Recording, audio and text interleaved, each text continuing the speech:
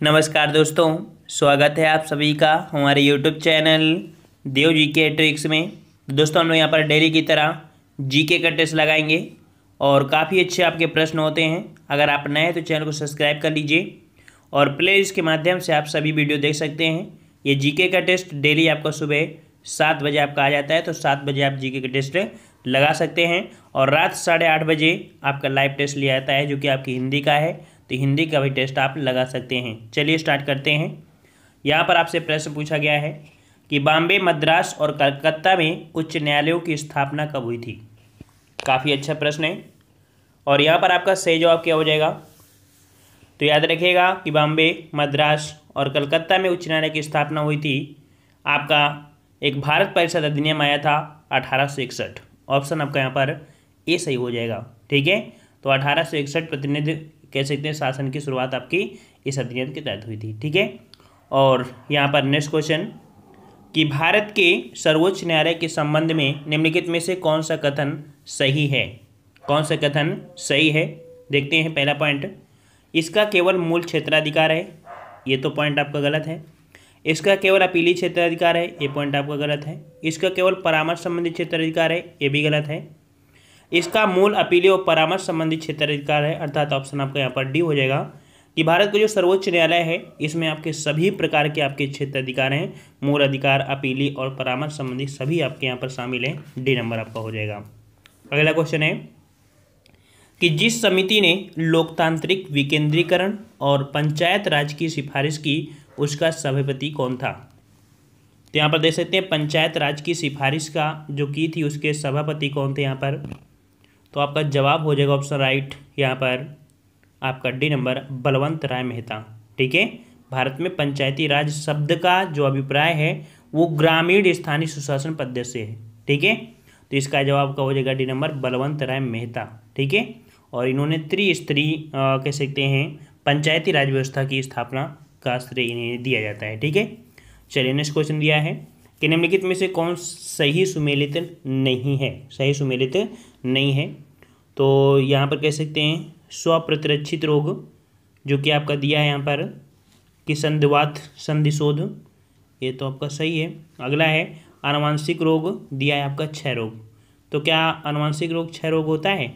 नहीं होता है ना, अर्थात तपेदिक जिसे हम कह सकते हैं तपेदिक अथवा आपका क्षय रोग एक बैक्टीरिया जनित रोग है। ठीक है, क्षय रोग नहीं है, तो इस प्रकार से बी नंबर आपका गलत हो जाएगा। ठीक है, पामा रोग, चिचड़ी, मानसिक रोग, मनोदविला, इस प्रकार से बी नंबर आपके यहाँ पर गलत था। ठीक है, अगला क्वेश्चन है, बहुत अच्छा क्वेश्चन है आपका कि संसद के सूचना अधिकार अधिनियम को भारत के राष्ट्रपति की स्वीकृति कब प्राप्त हुई थी। तो सूचना का अधिकार, और यहाँ पर आपका जो सूचना का अधिकार है ये संविधान के अनुच्छेद 19 के फर्स्ट के तहत है, जो कि मौलिक अधिकार का हिस्सा है। ठीक है, और इसका जवाब हो जाएगा ऑप्शन सी 15 जून 2005 को। ठीक है, प्राप्त कब हुई थी सूचना आपकी स्वीकृति, तो 15 जून 2005 को ये आपका सूचना प्रभु था, और इसे जो प्रभावी हुआ था, तो प्रभावी हुआ था 12 अक्टूबर 2005 से ये प्रभावी हो गया था। ठीक है, चलिए नेक्स्ट क्वेश्चन आपसे अगला पूछा गया है कि हमारे संविधान के किस भाग में 3 सोपानों में पंचायतें बनाने की परिकल्पना की गई है। तो यहाँ पर इसको समझना पड़ेगा। इसका जवाब जो आपका है वो आपका ए नंबर है। ठीक है, 9, अर्थात कह सकते हैं 73वें संविधान संशोधन अधिनियम 1992 के भारत के संविधान में एक नया खंड आपका जोड़ा गया था, इसमें से आपका सम्मिलित था। इसमें पंचायतें नाम उल्लिखित है। ठीक है, और यहाँ पर जो पंचायत शब्द आपका है वही चीज़ आपका सोपाने आपके इसमें हो जाएगा 9 नंबर में। ठीक है, और यहाँ पर नेक्स्ट क्वेश्चन आपसे अगला पूछा गया है, निम्नलिखित में से कौन सही सुमेलित है। कौन सही सुमेलित है, तो निम्नलिखित में से कौन सही सुमेलित है, यहाँ पर पूछा कौन सही सुमेलित है। ठीक है, देखते हैं यहाँ पर। तो पहला पॉइंट आपका दिया है थर्मो रेसिस्टर। ठीक है, थर्मो रेसिस्टर जो कि इलेक्ट्रॉनिक थर्मामीटर है। क्या बात ये सही है?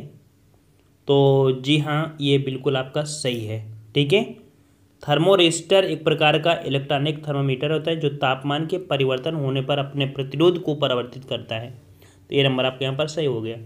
तीनों पॉइंट आपके कहीं ना कहीं देखा जाए तो आपके ये गलत दिए होंगे। ठीक है, फर्स्ट नंबर आपका सही है। नेक्स्ट क्वेश्चन है निम्नलिखित में से कौन छत्तीसगढ़ में स्थित है? कौन छत्तीसगढ़ में स्थित है? 60 नंबर। तो 60 नंबर में देखते हैं यहाँ पर, देखिए ये जो आपका दिया है अंशी राष्ट्रीय उद्यान, अंशी राष्ट्रीय उद्यान जो आपका है ये कर्नाटक में है, ठीक है, फर्स्ट नंबर कर्नाटक में। बेटला राष्ट्रीय उद्यान जो आपका है ये आपके झारखंड में है। इंद्रावती राष्ट्रीय उद्यान ये आपका छत्तीसगढ़ में है, ठीक है, सी नंबर आपका सही हो जाएगा। वहीं पर गुगा मल राष्ट्रीय उद्यान ये आपके महाराष्ट्र में है, सही जवाब आपका सी हो जाएगा। नेक्स्ट क्वेश्चन दिया गया है कि किसी देश की आर्थिक वृद्धि की सर्वाधिक उपयुक्त माप क्या है? किसी देश की अगर आर्थिक वृद्धि की माप की जाए तो हम लोग किस प्रकार से माप कर सकते हैं? तो याद रखिएगा ऑप्शन आपका डी हो जाएगा, प्रति व्यक्ति उत्पाद, ठीक है। किसी देश की आर्थिक वृद्धि की सर्वाधिक उपयुक्त माप हम लोग प्रति व्यक्ति उत्पाद से कर सकते हैं, ठीक है। तो जिसका जवाब आपका डी है, बिल्कुल सही है। नेक्स्ट क्वेश्चन है कि निम्नलिखित में से कौन सही सुमेलित नहीं है? सही सुमेलित नहीं है, देखते हैं यहाँ पर। देखिए यहाँ पर आपका 62 नंबर, विटामिन ए से रतौंधी होती है, विटामिन B3 से पेलाग्रा रोग होता है, विटामिन डी की कमी से वर्धानता नहीं होती। भाई विटामिन डी की कमी से वर्धानता होती है क्या? नहीं होती है ना। तो इस प्रकार से आपका सी नंबर आपके यहाँ पर गलत हो जाएगा। इसी कमी से सूखा रोग हो जाता है जिसे हम बोलते हैं ऑस्टियोमलेशिया, है ना। तो इस प्रकार से सी नंबर आपके यहाँ पर गलत है, ठीक है। चलिए अगला है कि निम्नलिखित में से कौन उत्तर प्रदेश की प्रथम महिला मुख्यमंत्री थी? उत्तर प्रदेश की प्रथम, यहाँ पर देख सकते हैं महिला मुख्यमंत्री कौन थी? यहाँ पर 63 का ऑप्शन राइट आपका सही जवाब हो जाएगा। बिल्कुल इजी क्वेश्चन है। ये आपकी थी श्रीमती सुचेता कृपलानी, ठीक है, श्रीमती सुचेता कृपलानी। अब इनसे क्वेश्चन देखो इजी है, लेकिन क्वेश्चन इसको कठिन बनाना है हमें। कठिन कैसे बनेगा? इनका जन्म कब हुआ था? तो याद रखिए सुचेता कृपलानी का जो जन्म हुआ था वो 25 जून 1908 को हरियाणा में हुआ था। कहाँ हुआ था? हरियाणा में, ठीक है। तो इस प्रकार से कुछ पॉइंट आपको कंप्लीट हुआ, ठीक है। चलिए अगला क्वेश्चन है, निम्नलिखित में से किस स्थान को सितार और सुरबहार संगीत के इमदाद खानी घराना के लिए जाना जाता है? सितार और सुरबहार संगीत के इमदाद खानी आपका घराना जो जाना जाता है किसे? तो ये जाना जाता है आपके इटावा को, ठीक है। किसे?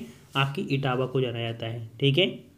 और यहाँ पर जैसे कि बुद्धित मुखर्जी, निशांत खान, सुजात खान इस घराने के प्रमुख कलाकार हैं। नेक्स्ट क्वेश्चन दिया गया है कि इको मार्क योजना 1991 उपभोक्ताओं को ऐसे उत्पादों को खरीदने के लिए प्रोत्साहित करने हेतु आरंभ की गई थी जिनका पर्यावरणीय प्रभाव कम हानिकारक हो। निम्नलिखित उपभोक्ताओं में से कौन सा इस योजना के अंतर्गत सूचित नहीं है? अर्थात जो इको मार्क होता है, इको मार्क ये आपका होता कैसा है तो आपको बता दें। इस प्रकार से आपको जो प्रोडक्ट होता है उसमें एक मटकी जैसा बना होता है। अगर बना हुआ है तो इसका मतलब होता है पर्यावरण के लिए हानिकारक नहीं है। तो इसमें कौन सा प्रोडक्ट होता है जो इसके ऑप्शन में अंतर्गत नहीं आएगा आपका? देखिए पहला पॉइंट तो साबुन जो होता है अपमार्जक, इनमें बना होता है इको मार्क, ठीक है। कागज प्लास्टिक होता है इसमें भी होता है, सौंदर्य प्रसाधन होता है इसमें भी होता है, लेकिन औषधि प्रतिजैविक में आपका ये इको मार्क नहीं होता है, ठीक है, डी नंबर। नेक्स्ट क्वेश्चन दिया गया है कि निम्नलिखित में से किसने शंभू महाराज को हिंदुस्तानी शास्त्रीय संगीत की शिक्षा दी? शंभू महाराज को हिंदुस्तानी शास्त्रीय संगीत की जो शिक्षा दी थी ये किसने दिया था? तो याद रखिएगा ये शिक्षा दिया था आपके रहमुद्दीन खान ने, ठीक है। किसने दिया था आपके? तो आपके रहमुद्दीन खान ने दिया था, ठीक है। 66 का ऑप्शन आपका बी हो जाएगा। शंभू महाराज जो संबंध है कहाँ से है? तो शंभू महाराज के जो संबंध है वो आपके लखनऊ घराने से, ये कथक कलाकार हैं, ठीक है। और नेक्स्ट क्वेश्चन दिया गया है कि national stock exchange of India का प्रवर्तक है। National stock exchange of India का प्रवर्तक कौन है यहाँ पर? तो 67 का ऑप्शन आपका यहाँ पर हो जाएगा आपका डी नंबर, उपयुक्त सभी, अर्थात भारतीय स्टेट बैंक, LIC और GIC, IDBI उपयुक्त सभी national stock exchange of India के प्रवर्तक हैं। डी नंबर आपका यहाँ पर सही हो जाएगा, ठीक है। चलिए नेक्स्ट क्वेश्चन दिया गया है कि भारत से निम्नलिखित में से कौन एक उत्पाद सामान्यतः निर्यात नहीं किया जाता है? देख सकते हैं कौन सा ऐसा प्रोडक्ट है जो कि भारत से निर्यात नहीं किया जाता है? तो ये है आपका दालें, ठीक है, दालें, ऑप्शन आपका डी हो जाएगा। देखिए भारत गेहूं, चावल, चीनी का प्रमुख उत्पादक देश है। गेहूं और चावल के उत्पादन में भी भारत दूसरे स्थान पर है, जबकि चीनी उत्पादन में भी भारत शीर्ष देशों में शामिल है। दालों का उत्पादन भारत में भारी मात्रा में नहीं होता है, इसे भारत का आयात करता है। ठीक है, भारत आयात करता है। तो इस प्रकार से यहाँ पर हो जाएगा कौन सा, डी नंबर। नेक्स्ट क्वेश्चन दिया गया है कि फेमा जो कि विदेशी मुद्रा प्रबंधन अधिनियम को अंतिम रूप से लागू किया गया। फेमा आपका लागू किया गया था, वो कब लागू किया गया था? तो यहाँ पर ऑप्शन आपका हो जाएगा 69 का सी नंबर, 2002 में। ठीक है, फेमा है क्या?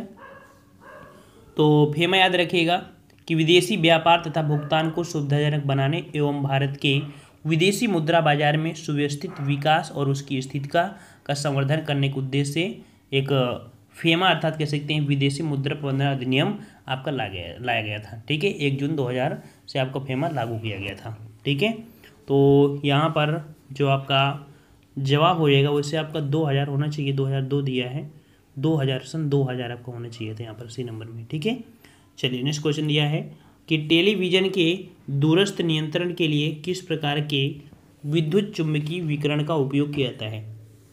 तो टेलीविजन के दूरस्थ नियंत्रण के लिए जो विद्युत चुम्बकीय विकिरण होता है वो किस प्रकार का होता है?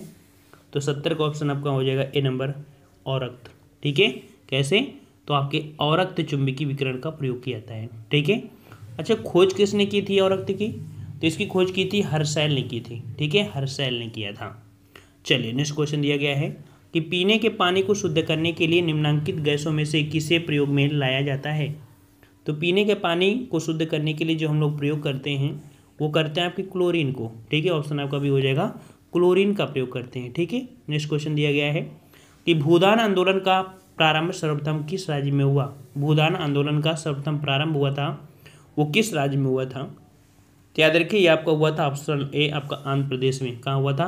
आंध्र प्रदेश में हुआ था, 18 अप्रैल 1951 को हुआ था। ठीक है, एक जिला पड़ता है वहाँ पर, एक पोचमपल्ली गांव में आपका हुआ था, नलगोंडा जिले के आपके पोचमपल्ली गांव से हुआ था। ठीक है, काफ़ी टफ नाम है और विनोबा भावे काफ़ी इसमें सक्रिय रहे थे भूदान में। नेक्स्ट क्वेश्चन है कि सूर्य के प्रकाश के दृश्य भाग से प्रकाश संश्लेषण किया जाता है कुछ किसके द्वारा होता है? तो भाई प्रकाश संश्लेषण होता है किसके द्वारा होता है? तो यहाँ पर जो जवाब हो जाएगा सूर्य के प्रकाश के दृश्य भाग से बैक्टीरिया अर्थात जीवाणुओं द्वारा प्रकाश संश्लेषण किया जाता है। देखो वृक्ष तो होते हैं लेकिन वृक्षों में जो पत्ते होते हैं उसमें बैक्टीरिया होती हैं, तो मुख्य कार्य करते हैं वो आपके कौन? बैक्टीरिया द्वारा। ठीक है, प्रकाश संश्लेषण होता है जिसे आप क्लोरोप्लास्ट बोलते हैं। क्लोरोप्लास्ट वो बैक्टीरिया होते हैं, वो कह सकते हैं उनके प्रकाश को संश्लेषित करते हैं। नेक्स्ट क्वेश्चन है एक दंत चिकित्सक द्वारा रोगी के दांतों की जांच के लिए उपयुक्त दर्पण क्या है? भाई दांतों का प्रयोग अर्थात जो डॉक्टर होते हैं दांत वाले वो किसका प्रयोग करते हैं? देखो कोई चीज़ अगर छोटी सी उसको बड़ा देखने के लिए ये तो करेंगे ना, और बड़ा देखेंगे कैसे? अवतल लेंस तो करेंगे ना।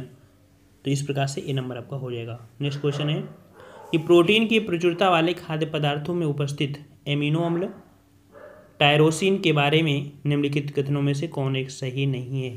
ठीक है, एक टायरोसिन है आपका अमीनो अम्ल है टायरोसिन, इसके बारे में आपका क्या सही नहीं है? देखते हैं। पहला दिया है या ऊर्जा के स्तर को बढ़ाने में सहायता कर सकता है, बिल्कुल सही है। या भावात्मक और पर्यावरणीय दबावों का सामना कर सकता है, ये भी सही है। अगला है या उदासी से लड़ सकता है, ये भी सही है। या बुढ़ापे के लिए उत्तरदायी मुक्त मूलकों के विरुद्ध रक्षा करता है। तो भाई बुढ़ापे के लिए ऐसी दवाई नहीं कि मतलब अभी जैसे अमेरिका है बोला कि इंजेक्शन से बुढ़ापा कम किया जा सकता है, तो वो चीज़ इस दवाई से नहीं हो सकता है जो आपकी दवाई इसमें दिया है टायरोसिन। ठीक है, तो डी नंबर आपका हो जाएगा। नेक्स्ट क्वेश्चन है कि निम्नलिखित रोगों में से कौन टाइगर मच्छरों द्वारा संचारित नहीं होता है? तो यहाँ पर निम्नलिखित रोगों में से कौन टाइगर मच्छरों द्वारा संचारित नहीं होता था? टाइगर मच्छर भी होती है, देखिए प्रजाति के टाइगर मच्छर, और इसके द्वारा आपका जो होता नहीं है वो आपका कौन? तो आपका जापानी इंसेफ्लाइटिस रोग। ठीक है, कह सकते हैं देखिए पीत ज्वर, डेंगू, चिकुनगुनिया टाइगर मच्छरों द्वारा संचारित होने वाला रोग है, जबकि जापानी इंसेफ्लाइटिस ये एक वायरस जनित बीमारी है जो मनुष्यों में मच्छरों के काटने से होती है और विशेष प्रकार के वायरस आपका होता है उनके द्वारा आपको यहाँ पर पहुँच जाते हैं। ठीक है, चलिए नेक्स्ट क्वेश्चन है कि निम्नलिखित में से कौन सा वायु प्रदूषण का एक जैव सूचक है? वायु प्रदूषण का जैव सूचक कौन है यहाँ पर? तो वायु प्रदूषण का जैव सूचक ये क्वेश्चन हमेशा रिपीट होता है। तो जय वायु प्रदूषण का एक जो सूचक है वो आपका लाइकेन है। ठीक है, 77 का ऑप्शन आपका बी हो जाएगा, लाइकेन। लाइकेन है, यह एक प्रकार के मिश्र जीव हैं जो कि एक कवक के तथा शैवाल के रूप में आपका होते हैं। ठीक है, अगला क्वेश्चन है कि बच्चों में प्रोटीन की न्यूनता के कारण जो रोग उत्पन्न होता है वो आपका कौन सा है। तो प्रोटीन की न्यूनता के कारण जो रोग होता है वो आपका कौन सा होता है, इसका जवाब आपको कमेंट बॉक्स में कमेंट करके बताना होगा। ठीक है, और डेली का डेली टेस्ट आपको कराया जाता है, सभी प्रश्न का जवाब भी देखने को मिलता है। ठीक है, नेक्स्ट पार्ट में इसका जवाब देखने को मिलेगा। और अभी तक आपने चैनल को सब्सक्राइब नहीं किया तो सब्सक्राइब कर लीजिए। डेली ऐसे आपको टेस्ट लाया जाता है, अगर डेली के डेली आप टेस्ट लगाएंगे तो जीके जरूर आपकी कंप्लीट होगी। और अगर आप इग्नोर करते हैं तो भाई आपकी ही दिक्कत है। ठीक है, हम तो ऐसे वीडियो डालते रहेंगे, आप लोग देखते रहिए। ठीक है, चलिए मिलते हैं नए वीडियो में, तब तक के लिए धन्यवाद। जय हिंद, जय भारत।